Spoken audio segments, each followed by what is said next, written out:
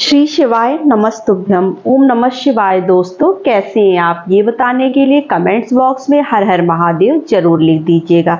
तो 30 अप्रैल अक्षय तृतीया का पावन सा दिन है। तो अक्षय तृतीया की आप सबको हार्दिक शुभकामनाएं।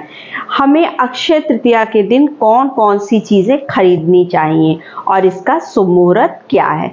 तो देखिए, अक्षय तृतीया के दिन हम कोई भी मुहूर्त नहीं देखते हैं। अक्षय तृतीया एक ऐसी तिथि है कि उस दिन आप सारा दिन चाहें तो कुछ भी खरीद सकते हैं जो आपकी इच्छा हो।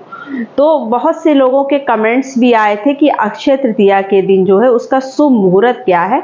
तो शुभ मुहूर्त में आप खरीदते हैं तो ठीक है, नहीं तो आप सारा दिन कुछ न जो भी आपको खरीदना है अक्षय तृतीया के दिन आप खरीद सकते हैं। अब हमें उस दिन क्या क्या चीज़ें खरीदनी चाहिए जिससे हमारे घर में सदैव धन संपदा बनी रहे, माता लक्ष्मी की कृपा हम पर बरसती रहे। तो उस दिन हमें खरीदना चाहिए सोना। वैसे तो सोने का है, लेकिन देखिए सोना बहुत महंगा है। तो सोना आप अपने हिसाब से, जैसे मान लीजिए अगर आपकी उतना सामर्थ्य है तो ही आप सोना खरीदिए, क्योंकि अक्षय तृतीया पर सोना और भी ज़्यादा महंगा हो जाता है। अभी जब अक्षय तृतीया बीत जाएगी तो सोने का रेट घट जाएगा। तो आप चाहें तो उस रेट मतलब उस समय भी सोना खरीद सकते हैं। ऐसा कोई नियम नहीं है कि आप जो है परेशान होकर जो है सोना ही खरीदें। उसके अलावा भी आप बहुत सी चीज़ें खरीद सकते हैं। अगर आप खरीद नहीं चाहते तो छोटा मोटा चीज़ कुछ भी खरीद लीजिएगा, जैसे नोज पिन है या फिर कान की छोटी छोटी सी बालियां हैं कुछ, वो आपके 2, 3, 4, 5 हज़ार में आ जाएंगे। अगर आप कोई बड़ी चीज़ लेना चाहते हैं तो आपका सामर्थ्य पूर्ण आपकी इच्छा पर है, आप क्या लेना चाहते हैं। लेकिन देखिए, अक्षय तृतीया के दिन हम और क्या क्या खरीद सकते हैं जो माता लक्ष्मी की कृपा बरसती रहे और हर कोई उसको खरीद सकता है। तो यहाँ पर हमें क्या खरीदना चाहिए? कमल गट्टे। कमल गट्टा हमें अक्षय तृतीया के दिन जरूर खरीदकर अपने घर में लाना चाहिए।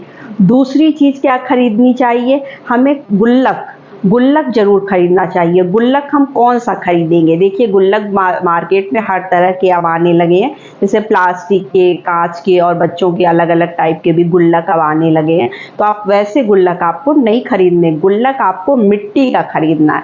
मिट्टी का जो कुम्हार लोग जो गुल्लक बनाते हैं, आप उस गुल्लक को खरीद कर अपने घर अक्षय तृतीया के दिन जरूर ले आइए।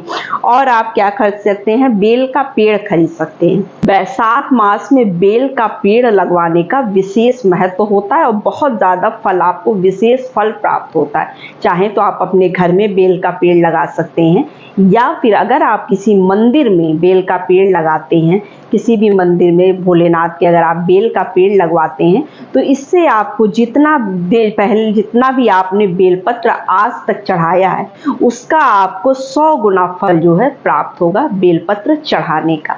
तो बेल का पेड़ लगाना सबसे ज़्यादा शुभ होता है। तो आप बेल का पेड़ भी खरीद सकते हैं अक्षय तृतीया के दिन और उसे कहीं पर भी किसी मंदिर में या कहीं पर भी लगा सकते हैं। तो अब हम बढ़ते हैं अपने दूसरे उपाय की तरफ। दूसरा उपाय जो मैं आपको यहाँ पर बताने वाली हूँ, अक्षय तृतीया के दिन, बैसाख मास में अक्षय तृतीया के दिन हमें यह उपाय करना चाहिए।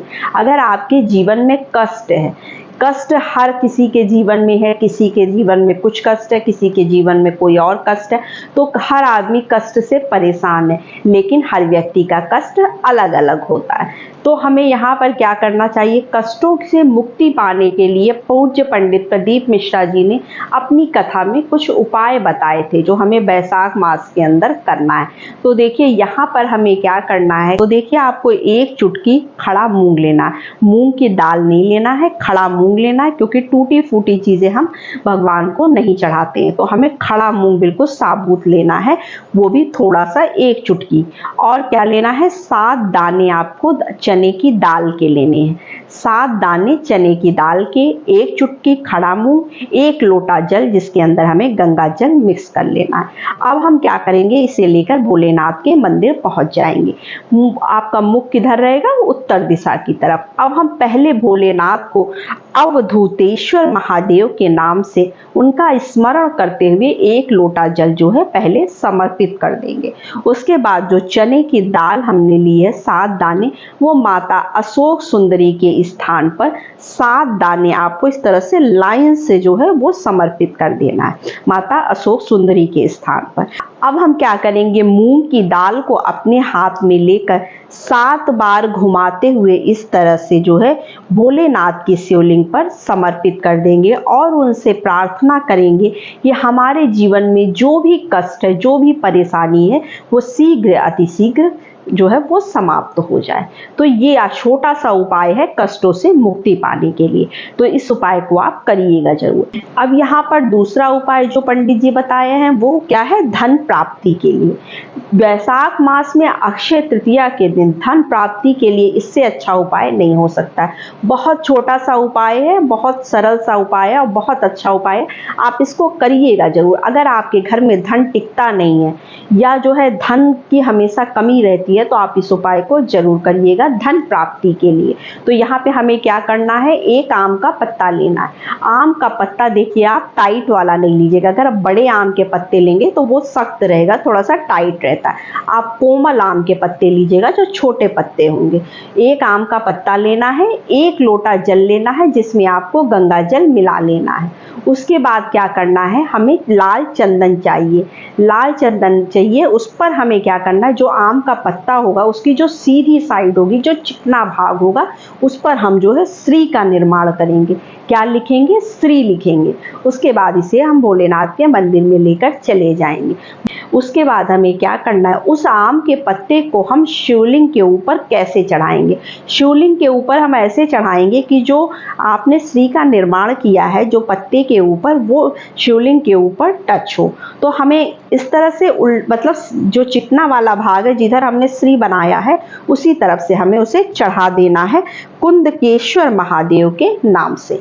कुंदकेश्वर महादेव का स्मरण करते हुए आपको यह जो है आम का पत्ता भोलेनाथ को समर्पित करना है और धन प्राप्ति के लिए बाबा से प्रार्थना करना है कि बाबा हमारे घर में धन की कभी भी कमी ना रहे। तो यह उपाय आप जरूर करिएगा, बहुत छोटा सा उपाय है, बहुत अच्छा उपाय है। तो अब हम बढ़ते हैं अपने तीसरे उपाय की तरफ कि पंडित जी ने यहाँ पर हमें तीसरा उपाय क्या बताया और किस चीज के लिए बताया। तो पंडित जी ने यहाँ पर जो तीसरा उपाय बताया है वो रोग के लिए है।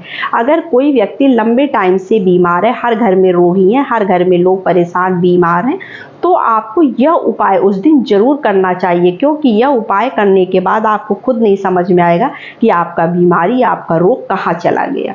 तो इसके लिए हमें क्या क्या सामग्री लेनी है पहले हम ये जान लेते हैं। तो देखिए यहाँ पर हमें लेना है मक्खन। मक्खन आप मार्केट का भी ले सकते हैं, चाहे तो आप अपने घर में थोड़ा सा मक्खन निकाल भी सकते हैं। उसके बाद हमें 1 लोटा जल लेना, जल में हम गंगा जल मिला लेंगे और साथ में 1 बेलपत्री लेनी, सिर्फ 1 बेलपत्री। मान लीजिए अगर आपको बेलपत्र नहीं मिल पाती है तो आप जो है भोलेनाथ के शिवलिंग पर जो बेलपत्र चढ़ा होगा उसमें से 1 बेलपत्र लेकर धुल कर उसको फिर से चढ़ा सकते हैं।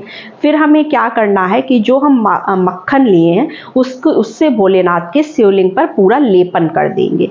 लेपन करने के बाद हमें जो है जो बेलपत्री लिए हैं वो हम भोलेनाथ को बिजलेश्वर महादेव के नाम का स्मरण करते हुए उस बेलपत्री को भोलेनाथ को चढ़ा देंगे।